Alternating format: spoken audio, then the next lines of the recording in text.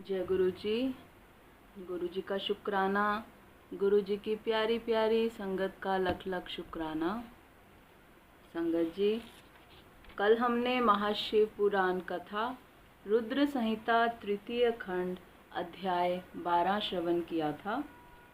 कल के अध्याय में हमने श्रवण किया था हिमवान का पार्वती को शिव की सेवा में रखने के लिए उनसे आज्ञा मांगना और शिव का कारण बताते हुए इस प्रस्ताव को अस्वीकार कर देना।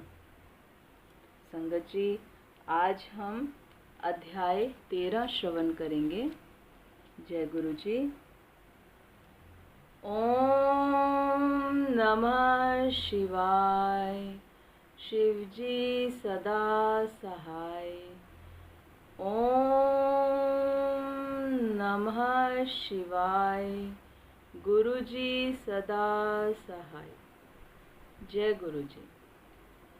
महाशिव पुराण कथा रुद्र संहिता तृतीय खंड अध्याय 13। पार्वती और शिव का दार्शनिक संवाद। शिव का पार्वती को अपनी सेवा के लिए आज्ञा देना तथा पार्वती द्वारा भगवान की प्रतिदिन सेवा। भवानी ने कहा, योगिन, आपने तपस्वी होकर गिरिराज से यह क्या बात कह डाली। प्रभु, आप ज्ञान विशारद हैं, तो भी अपनी बात का उत्तर मुझसे सुनिए। शंभो, आप तप शक्ति से संपन्न होकर ही बड़ा भारी तप करते हैं। उस शक्ति के कारण ही आप महात्मा को तपस्या करने का विचार हुआ है। सभी कर्मों को करने की जो वह शक्ति है, उसे ही प्रकृति जानना चाहिए। प्रकृति से ही सबकी सृष्टि, पालन और संहार होते हैं। भगवान, आप कौन हैं और सूक्ष्म प्रकृति क्या है, इसका विचार कीजिए। प्रकृति के बिना लिंग रूपी महेश्वर कैसे हो सकते हैं। आप सदा प्राणियों के लिए जो अर्चनीय, वंदनीय और चिंतनीय हैं, वह प्रकृति के ही कारण हैं। इस बात को हृदय से विचार कर ही आपको जो कहना हो वह सब कहिए। ब्रह्मा जी कहते हैं, नारद, पार्वती जी के इस वचन को सुनकर महती लीला करने में लगे हुए प्रसन्नचित्त महेश्वर हंसते हुए बोले। महेश्वर ने कहा, मैं उत्कृष्ट तपस्या द्वारा ही प्रकृति का नाश करता हूँ और तत्वतः प्रकृति रहित शंभु के रूप में स्थित होता हूँ। अतः सत्पुरुषों को कभी या कहीं प्रकृति का संग्रह नहीं करना चाहिए। लोकाचार से दूर एवं निर्विकार रहना चाहिए। नारद, जब शंभु ने लौकिक व्यवहार के अनुसार यह बात कही, तब काली मन ही मन हंसकर मधुर वाणी में बोली। काली ने कहा, कल्याणकारी प्रभु, योगिन, आपने जो बात कही है, क्या वह वाणी प्रकृति नहीं है? फिर आप उससे परे क्यों नहीं हो गए? क्यों प्रकृति का सहारा लेकर बोलने लगे? इन सब बातों को विचार करके तात्विक दृष्टि से जो यथार्थ बात हो उसी को कहना चाहिए। यह सब कुछ सदा प्रकृति से बंधा हुआ है, इसलिए आपको ना तो बोलना चाहिए और ना कुछ करना ही चाहिए, क्योंकि कहना और करना सब व्यवहार प्राकृत ही है। आप अपनी बुद्धि से इसको समझिए। आप जो कुछ सुनते, खाते, देखते और करते हैं, वह सब प्रकृति का ही कार्य है। झूठे वाद विवाद करना व्यर्थ है। प्रभु शंभो, यदि आप प्रकृति से परे हैं तो इस समय इस हिमवान पर्वत पर आप तपस्या किस लिए करते हैं?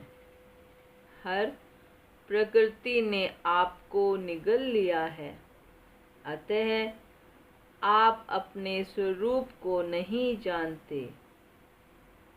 ईश, आप यदि अपने स्वरूप को जानते हैं तो किस लिए तप करते हैं? योगिन, मुझे आपके साथ वाद विवाद करने की क्या आवश्यकता है?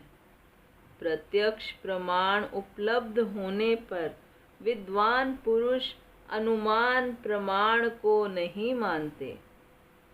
जो कुछ प्राणियों की इंद्रियों का विषय होता है, वह सब ज्ञानी पुरुषों को बुद्धि से विचार कर प्राकृत ही मानना चाहिए। योगीश्वर, बहुत कहने से क्या लाभ? मेरी उत्तम बात सुनिए। मैं प्रकृति हूँ, आप पुरुष हैं। यह सत्य है, सत्य है, इसमें संशय नहीं है। मेरे अनुग्रह से ही आप सगुण और साकार माने गए हैं। मेरे बिना तो आप निरीह हैं, कुछ भी नहीं कर सकते हैं। आप जितेंद्रिय होने पर भी प्रकृति के अधीन हो सदा नाना प्रकार के कर्म करते रहते हैं। फिर निर्विकार कैसे हैं और मुझसे लिप्त कैसे नहीं? शंकर, यदि आप प्रकृति से परे हैं और यदि आपका यह कथन सत्य है, तो आपको मेरे समीप रहने पर भी डरना नहीं चाहिए। ब्रह्मा जी कहते हैं, पार्वती का यह सांख्य शास्त्र के अनुसार कहा हुआ वचन सुनकर भगवान शिव वेदांत मत में स्थित हो उनसे यूं बोले। श्री शिव ने कहा, सुंदर भाषण करने वाली गिरिजे, यदि तुम सांख्य मत को धारण करके ऐसी बात कहती हो तो प्रतिदिन मेरी सेवा करो, परंतु वह सेवा शास्त्र निषिद्ध नहीं होनी चाहिए। गिरिजा से ऐसा कहकर भक्तों पर अनुग्रह और उनका मनोरंजन करने वाले भगवान शिव हिमवान से बोले।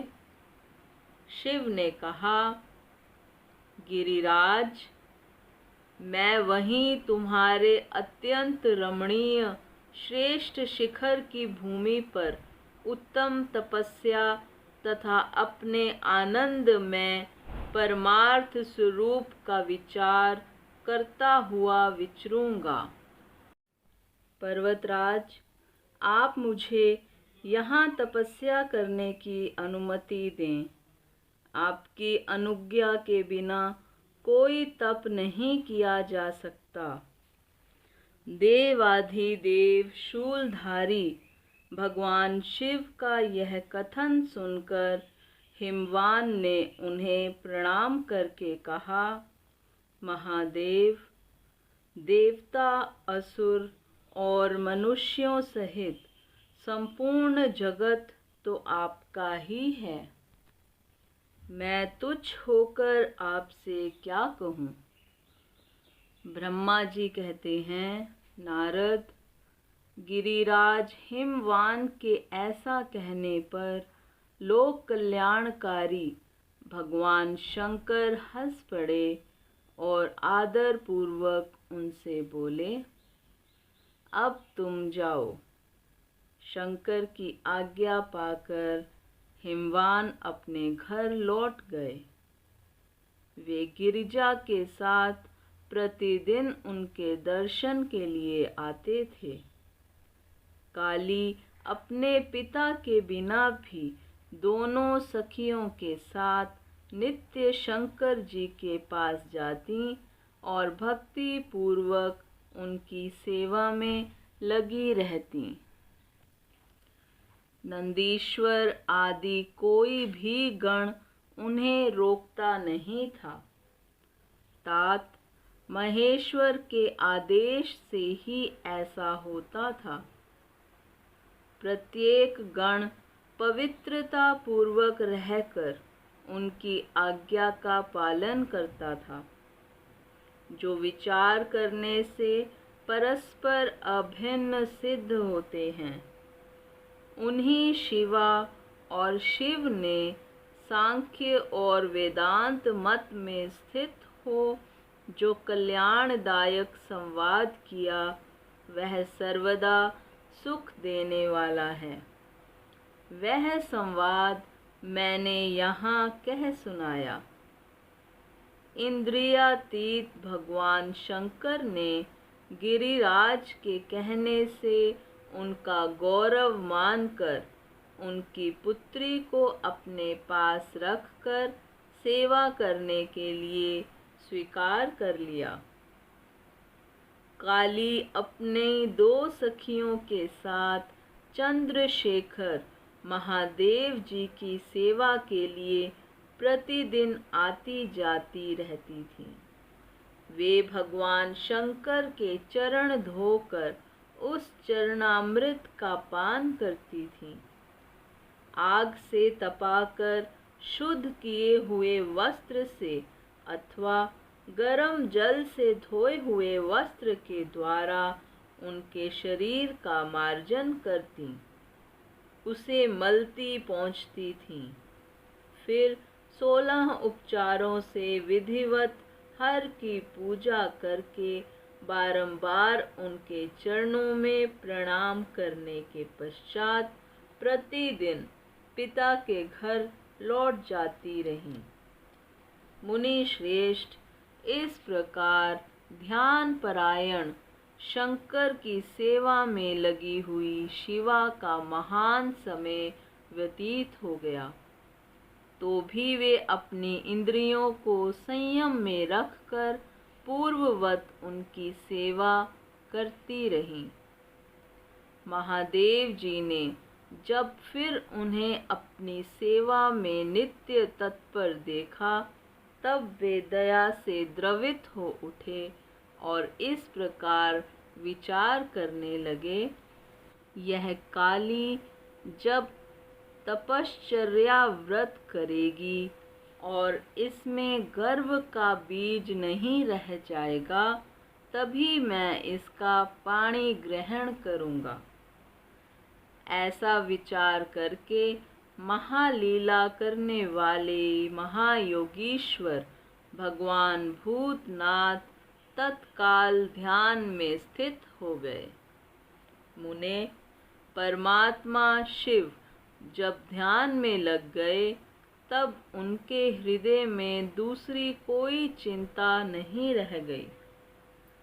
काली प्रतिदिन महात्मा शिव के रूप का निरंतर चिंतन करती हुई उत्तम भक्ति भाव से उनकी सेवा में लगी रही।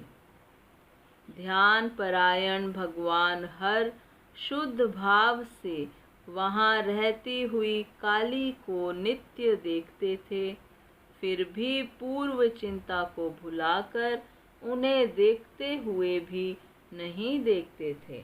इसी बीच इंद्र आदि देवताओं तथा मुनियों ने ब्रह्मा जी की आज्ञा से कामदेव को वहां आदरपूर्वक भेजा। वे काम की प्रेरणा से काली का रुद्र के साथ संयोग कराना चाहते थे। उनके ऐसा करने में कारण यह था कि महापराक्रमी तारकासुर से वे बहुत पीड़ित थे और शंकर जी से किसी महान बलवान पुत्र की उत्पत्ति चाहते थे। कामदेव ने वहां पहुंचकर अपने सब उपायों का प्रयोग किया, परंतु महादेव जी के मन में तनिक भी क्षोभ नहीं हुआ। उल्टे उन्होंने कामदेव को जलाकर भस्म कर दिया। मुने, तब सती पार्वती ने भी गर्व रहित हो उनकी आज्ञा से बहुत बड़ी तपस्या करके शिव को पति रूप में प्राप्त किया। फिर वे पार्वती और परमेश्वर परस्पर अत्यंत प्रेम से और प्रसन्नता पूर्वक रहने लगे। उन दोनों ने परोपकार में तत्पर रहकर देवताओं का महान कार्य सिद्ध किया। इति श्री महाशिव पुराण कथा रुद्र संहिता तृतीय खंड अध्याय 13 समाप्त।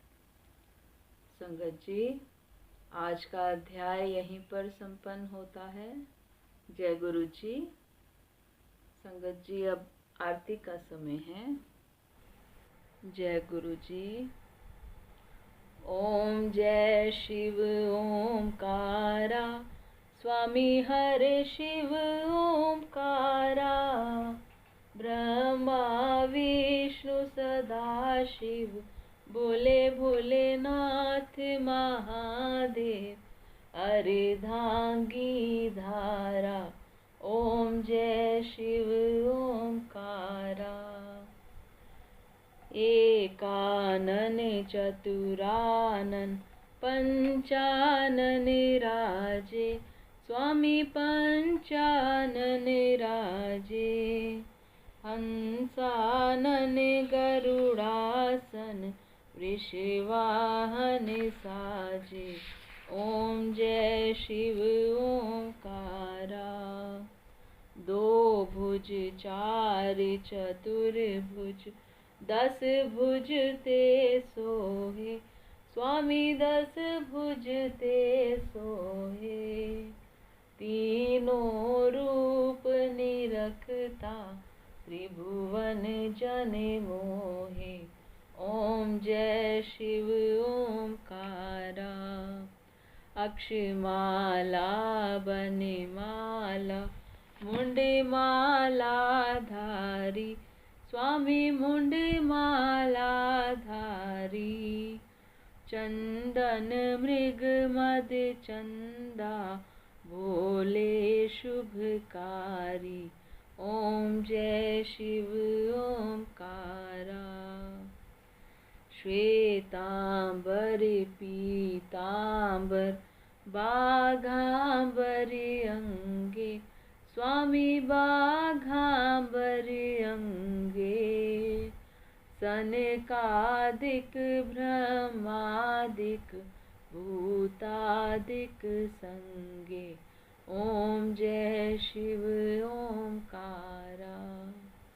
कर के मध्य कमंडल, चक्र त्रिशूल धरता, भोले चक्र त्रिशूल धरता, जग करता जग हरता, जग पालन करता, ओम जय शिव ओमकारा।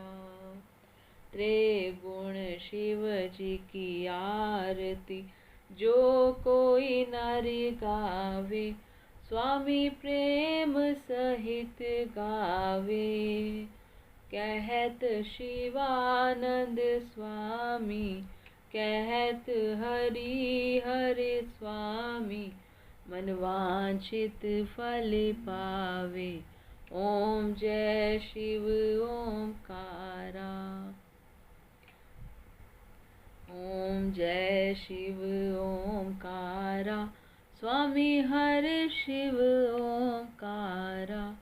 भोले पार्वती का प्यारा। ब्रह्मा विष्णु सदा शिव। भोले भोलेनाथ महादेव। अर्धांगी धारा। ओम जय शिव ओमकारा। बोलो शंकर भगवान की जय।